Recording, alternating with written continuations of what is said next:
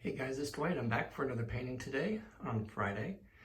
This was my painting from a few days ago. It's all dry, hanging up on the wall. It's looking pretty cool. So I'm going to be doing a repurposed 20 by 20 canvas. And I'm going to use the same colors that I used on this painting up here. And that's the crimson, I think that's a sapphire blue, or just the blue and sky blue, and then I have some little bit left over pearl white. So I had a question on my last video from someone regarding the sizes of cups that I use and why I use the cups, etc. So I usually base it on my now dirty chart of sizes of canvases. This is a 20 by 20 canvas, so it takes about 14 ounces to cover the surface. But since it's got the thicker edges, as you can see there, it'll probably take another couple of ounces. So what I usually do is in this cup, which is a 16-ounce cup, I will be mixing my dump paint in here. And I usually, when I do a dump and swirl or puddle pour and swirl, I make sure that my dump paint will cover the surface. And then that way I have some room to move around the puddle with these colors here that I'll be stacking. But the other thing I'm going to be doing today is I'm going to be using this Modern Masters pewter in an 8-ounce cup, which I'll probably fill up most. And I'm going to use this as like a base coat, but I'm going to put some white in it because I want it just a nice light gray. That'll be my purpose for that. And yeah, so I don't measure like with a scale. I use my cups. I have 4-ounce cups, 8-ounce cups, 16-ounce cups. Then I have some water in here for 24-ounce cups for larger canvases. And I use the sizes of the cups as my measuring tools based on my chart here. So if you would like a copy of this chart, I don't know if you can see there, 20 by 20 is 14 ounces. If the edges are 1.5 inches, that's at least another ounce of paint. You can see as it goes all the way across the column there. But I can send you a copy of this if you'd like. If you want to just send me an email at dwightpours@yahoo.com, I'd be more than happy to do that. Now I've already kind of prepped the surface. I'm going to mix some more paints. I'm going to mix my dump paint in here. And then I'm going to mix my puddle paint in here. And then we'll do a pour. So guys, hold on and we'll see in a few minutes. Okay guys, here we are, welcome back. I'm gonna give you some jazz hands here in a second. Ta-da, there I am. So like I said before, this is a 20 by 20 canvas, repurposed. I thought I would do sort of a little bit of a repeat with the same colors from the other day.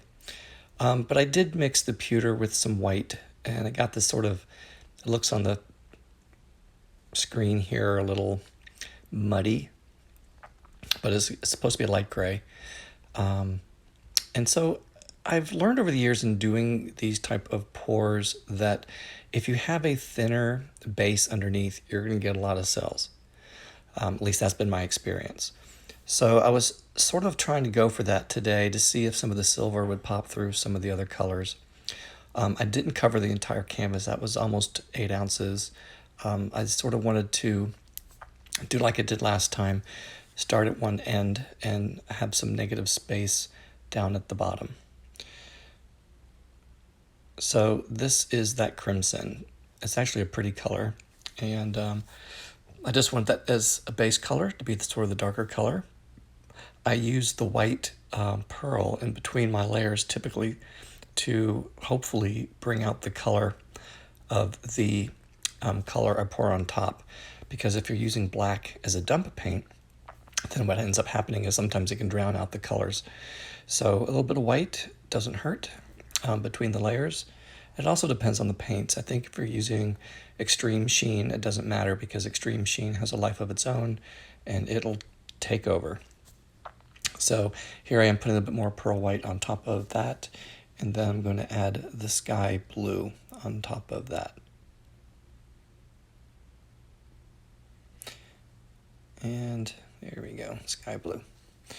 So yeah, and I wanted to, again, start at one end, as you'll see here, when I put the black dump paint. I have about, let's see, I said that was like a 16-ounce cup. I probably had like 14 to 15 ounces, which is plenty enough to cover the canvas and the edges. So I'm just checking the consistency because it needs to be slightly thicker than the other paints. So I lifted the canvas up slightly because I knew some of it may go over the edge. So I just wanted to slowly pour. So it'll take a few seconds here to get all that out. And when you're doing a dump and swirl, you want your dump paint the best you can to cover your colors. Now, I don't mind as much if it doesn't cover the base coat, but the colors are what I want to show up in the painting. So it's slightly thicker, and you want it a little bit thicker so when you're stretching it, it sinks, and so the paints below will pop up. Excuse me. So I just took it off to one corner, I bring it back to center, and I bring it to another corner. It's important to bring it back to center to know where your paints are. I typically do that even at the very end when I am finished tilting over all four corners. I will bring it back up a little bit, depending on how much paint is on the canvas. Now I had just barely enough. What you couldn't see was I was struggling to get the paint over the edge down there, and I was really stretching the cells on top. But when you really stretch those cells, you get a lot. So just keep that in mind. Sometimes if you know how much paint you need and everything is measured out pretty appropriately, when you really stretch, you're going to get a lot of cells pop up. So when I put this down, I can usually tell how it's going to turn out because you can see all the cells starting to pop along the edges. You can see the blue, and it's slowly I'm bringing it back to center, and they start to pop up all over the canvas. Now those two big white blotches there were because I had some lumps in my paint. But that's okay because sometimes it fills in and you never see it. So again, this was an experiment. I'm going to go large again this weekend. I'm going to get a couple of canvases. I love the 24 by 36. I want to do something similar to this, but I want to use extreme sheen. And I'm thinking about doing something neutral. So some browns and some golds maybe, and maybe a pop of blue.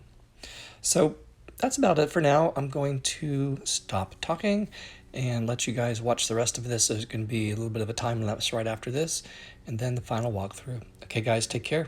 We'll see you soon.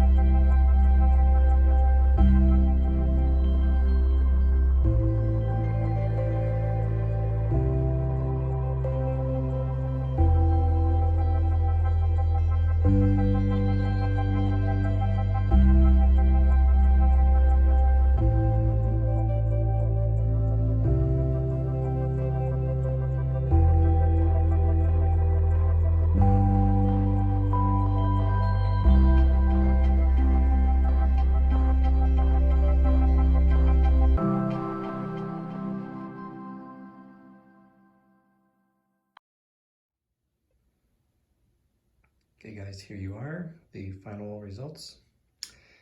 have this interesting composition with this sort of bell-shaped line there. I think it's pretty cool. I had some problems down here, and I tried to add a few little cells just to kind of fill in some space. Usually I like having negative space. Who knows? When it dries, I may come in and put some negative space. Depends on what you guys think. Get some input from you. Let me just show you some of the details away from the window. Just all of these cells turned out really cool. They look like little pebbles. Up at the top. The reason that there are so many looking like this is because of using that base coat that I poured, that gray, and then I just spread everything out. I think if I left that out, I would have had different types of cells, but I'm kind of liking sort of the details. If you can see around the light in the window. Again, I apologize for that. They're just different, but I think when you stand back and look at the overall picture, then you have an interesting composition. And I think it's kind of cool. Okay guys, so I hope some of the information I shared earlier was helpful regarding how I measure, using my cups as my guide. Here's another angle.